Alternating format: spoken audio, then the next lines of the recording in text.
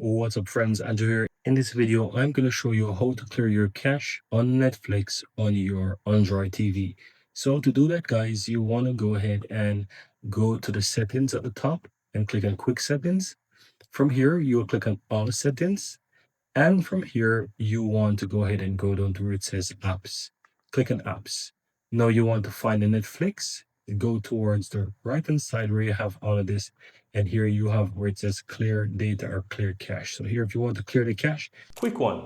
If you're finding this tutorial helpful, my team and I publish simply and easy to understand step-by-step tutorial daily. And I'd really appreciate if you hit that subscribe button to support our channel and of course so that you'll never miss out when we release videos just like this one every single day.